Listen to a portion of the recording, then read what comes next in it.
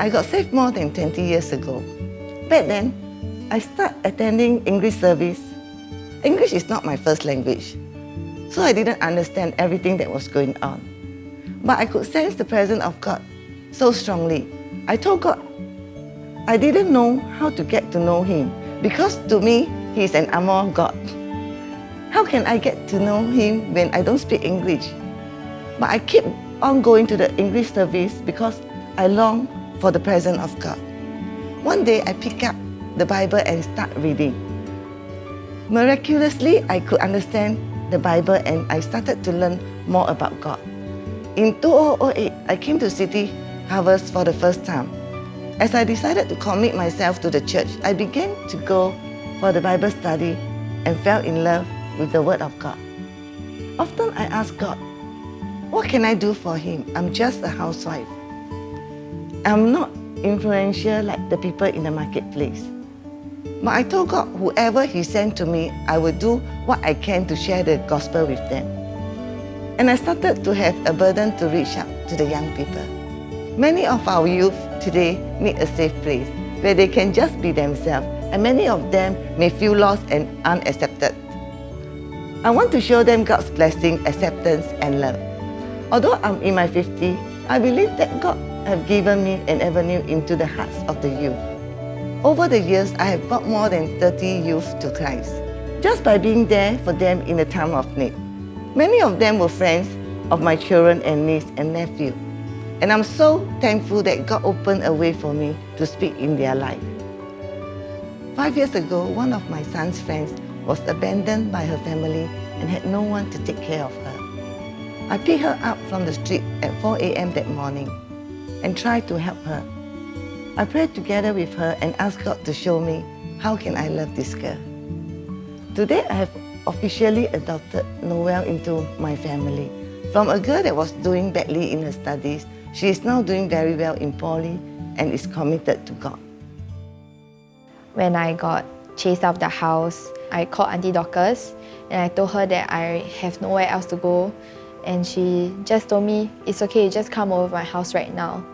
Initially, when I moved in with her, it was a bit hard for me to talk about my feelings because I was never someone who could talk about my feelings easily. Yeah, but she'll always continue responding to me, talking to me in the same manner. And I started to feel more comfortable with her to share about how I feel. And I know that whatever I tell her, she will always listen and she will just give me very good advices. When I started to attend church regularly, I would actually sit all the way back at the aisles because I was very scared. And I was just observing around like how people actually respond to the altar call, to the praise and worship. And I actually feel happier every single weekend when I started to attend church. And I received Christ during candlelight service when Son was singing I Remember. And I remembered that I could really feel God. I could hear God telling me that, I belong to Him and that He will never forsake me and He will never abandon me. When the altar call was open, I just raised up my hand and I went down. This Chinese New Year, I felt the prompting of the Holy Spirit to open my house for all the 15 days to allow youth to come and hang out. I got my children, niece and nephew to invite their friends, and I think close to 100 people came to my house over the 2 weeks. My house was open 24 hours every day that I could cook for them whenever they need food.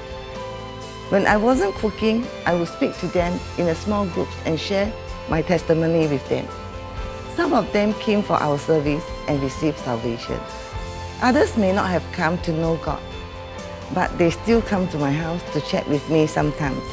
I'm so thankful that despite the age gap, many of them came to know me as friends. I believe that as I show them the love of God, I'm sowing a seed into their life and God will keep working in them.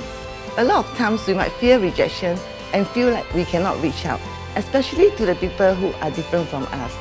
But God can use us in ways beyond what we can imagine.